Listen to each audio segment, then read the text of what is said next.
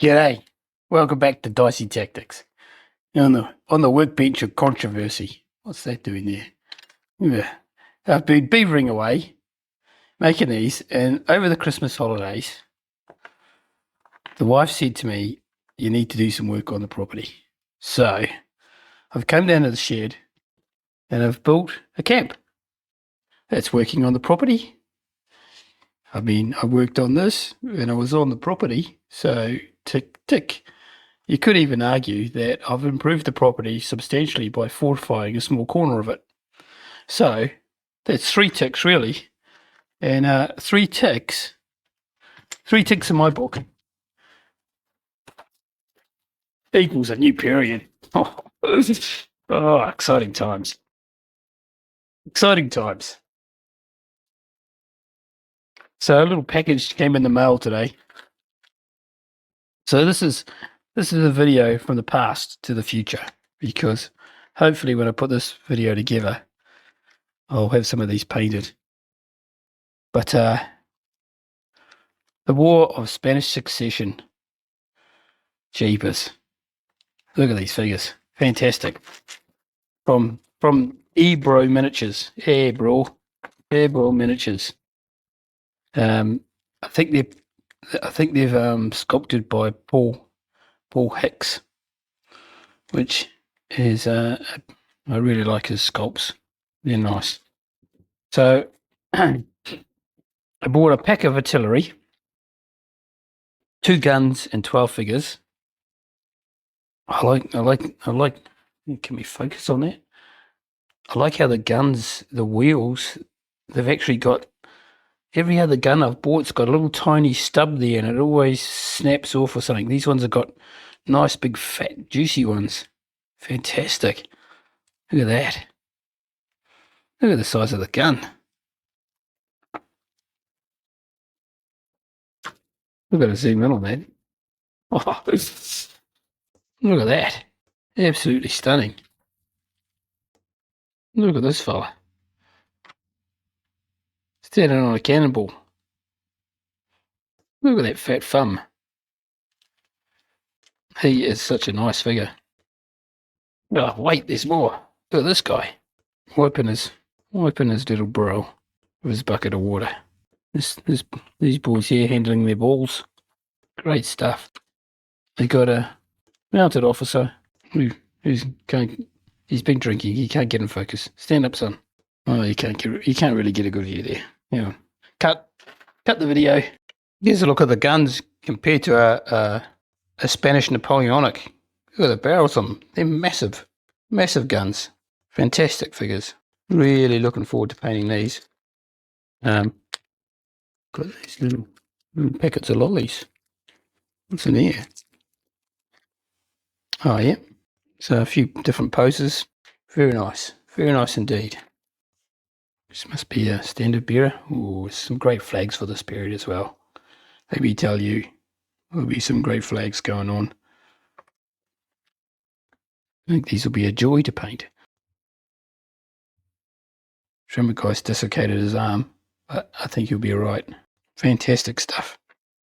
I got 4 marching battalions and one firing one. Hey, I like this guy.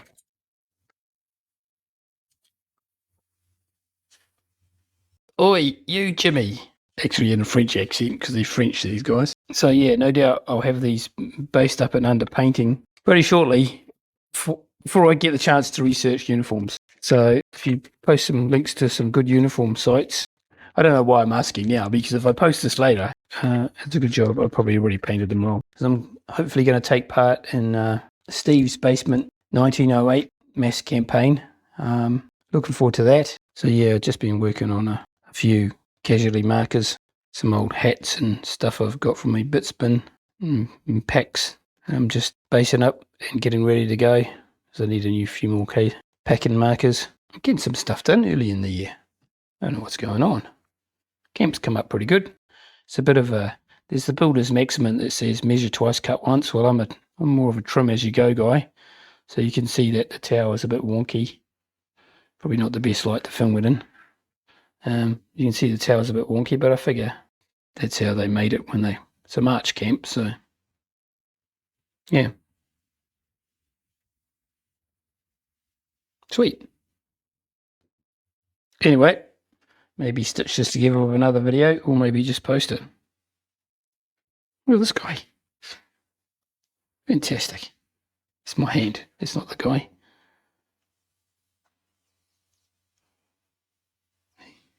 No packs or anything. So it should be fairly quick to paint, I should imagine.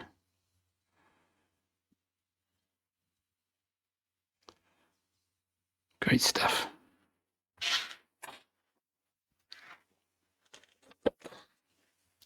Finishing off me British before I post. It's my last battalion of American War Independence. What battalion's that? The 5th. The 5th Northumberland or something. Oh, I'll probably get crucified for that. Got part of the label here, but the rest of it's gone. I meant to glue it on the bottom as well. Come on, you sausage. What are you doing? Oh, everything's in a shambles already. I've packed stuff and tried stuff everywhere. What a disaster. Anyway, stay tuned. I'll probably be a little bit coming once I've painted some of them, maybe. Cheerio. Welcome back. I know you haven't gone anywhere, but this is an update on the video. I didn't post the overexcited first bit straight away. I've been away for work, rolling a few ones in life. Car's blowing up. A few other things are blowing up. But I've been doing a bit of painting. Like I mentioned in the first half of this video, and I've finished off a few things. You can see my 7th Hussars are all done. They've come up all right. I'm pretty pleased with them. Interestingly, I've used the French. I'm guessing everybody knows about that French Waterloo uniform site. It's fantastic. I've been using that as a guide. They have the fringes of the policies black, but I actually saw a video where the old members of Napoleon's army got together and got photographed in their old uniforms one more time, and there was a 7th Hussar in there, and they'd colorized it, and his colors were the same as the uniform plates, but except his policy had white fur on the outside. So I thought, yep, I'll go with the white. It could be completely wrong. Could have been just the guy that colorized it got it wrong, but I went with that anyway. So they'll just right off the camera. Get back at the camera, boys.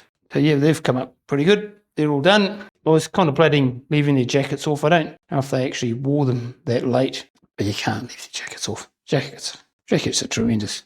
So they're done. So I finished. These are new since the last update. I think they've had their debut on screen already.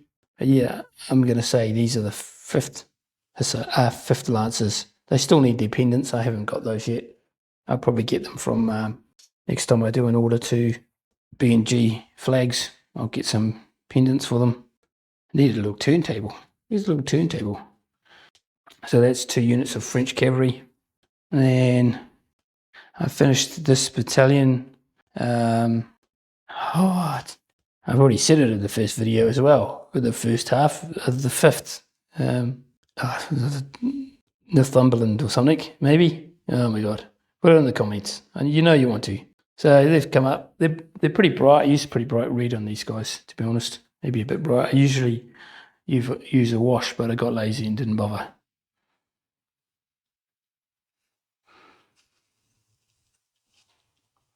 Focus now. That guy calling out. It's just a great pose. Fantastic stuff. So yeah, finished. So that's all the lead I've got for my AWI collection all painted. There's no hangers on. You would have seen these guys when I did my showcase of my Continental Army, but I'm just adding them for consistency because these are all the figures I got painted. So I added a stand of cavalry. I quite like the militia cavalry. You can get a look at those if you go back and watch that other video. I'll put a link up there. And that's the last base for the 7th Maryland. Then I added these guys here, the 5th Pennsylvanian, I'm calling them. They're all in hunting shirts. Again, fat fingers in the way. they've come up nice. Wow, when I say nice, 3 foot rule and all that razzmatazz. So all not a bad effort. There's been on a few ones in life and been a bit busy with work, so haven't got a great deal of that done. And as you can see, I've already got tremendously excited about the War Spanish Succession and painted up my French artillery already. I don't know why that officer's on there on the horse. It just seemed like a good idea to me at the time. He was supposed to be one of my commanding officers, and I'm trying to do it on a budget, and now I'm sticking extra figures on bases I don't need to, so I don't know. But yeah, I'm really liking these figures. They look fantastic. Again, the glue's still drying a bit there. If you're wondering what that black thing at the back there is, that's actually magnetic basing, and my idea is that I can just slap on the casualty markers or gun labels or whatever I want to stick there. I'm going to put it on my infantry so they can, when I take a couple of casualties or 3 casualties, I can just slap that on. And then I don't have to worry about casualty markers or casualty dice or that's the plan. I'll probably make some smaller ones. Well, those ones that hang over the edge are quite handy because they are easy to get off. So, yeah. And all in all, these guys have come up really nice. So, yeah, that period's well underway. I'm working on infantry now. As I say, I've painted all my AWI. I've painted all my spare Napoleonics. And I'm scratching around for any ancients I can find to paint. I've found a couple of bases of Numidians I could probably paint, but everything else is I'm at all time unpainted lead deficit low. I'm climbing into the positives. The other things I've been working on. Other thing I might have mentioned at the first half of the videos, I've been working on these. These are all done. I think there's one more up. I'm just finishing off the musket. These are just all bits and bobs. So I'm just adding. So I don't have a lot of casualty figures for my Austrian army. So these can be pretty generic casualty markers for upcoming battles. Josh and I are hopefully going to do a game in Steve's basement, 1908, and Scott's Chiculier TV's grand campaign. We're hopefully going to join in there. Well, at least Scott Napolio finds out how rubbish I am at being a French general. But yeah, we're going to have a crack at that and see how we go there. So that's what those are for, and that's what the French cavalry's for. The other thing you saw at the start of the video was Marie collection. I don't know why I'm collecting reeds, but yeah, I've managed to flock those, so they look a lot better with the flock on them. So they're all complete now. So I've got quite a few. Yeah, add in all my old ones. I actually prefer these ones here, but I've bought this other stuff now, and I can't seem to get hold of that stuff. So I've got quite a few now. Got a small swamp's worth. So they're done and dusted. Lastly, new hill projects coming along slowly. I've added in flocked a couple more bits. I'm halfway through flocking this one. I'm sort of coming up with the idea, whereas I'll use a darker green flock to sort of delineate. Oh, can't even say that word. I'll use a darker patchy bits of flock to mark the centre line of the hill, the crest. So I've still got to flock the other side, obviously, and I've also managed to finally put a road on one of them, so my roads can actually go over the hills now, which is good. Also been playing a bit of Napoleonics. Aaron and Josh came out and we threw a couple of games together on the table, which is, you can see there, I filmed a bit of it. Got a fair bit of footage of my knees in my shorts for some reason. I don't know what went on there. There was a large amount of swearing by me. I was umpire, and I completely stuffed up most of the rules. I was going to make a video out of it. I'm a bit tentative to doing that because I really want my mates to come out and play games and not use it as an opportunity for content for my YouTube channel. I'd rather just game with them and do solo games. That said, me and Josh are gonna do a game for Basement 1908 and Chicken TV, old Scott, and we're gonna play a game for that, and hopefully I can film it without making too many stuff ups. And yeah, but you know, I kind of like I like to game with my mates, so I don't want them to have to get the feeling that when they come out here, I'm going to put a microphone to them and chuck a camera down and go, oh yeah, let's film that again. So anyway, if you made it to the end of this great big waffly overexcited update, thanks very much for watching. And I think I'm going to try and do a showcase of my British American War of Independence force next, or at some stage, and hopefully I'll be posting some more videos of progress with my Spanish War of Succession. I have been doing a bit of overtime, so there might be a bit of cash going overseas. Damn it. Anyway, thanks for watching, and I'll catch you next time. Cheerio.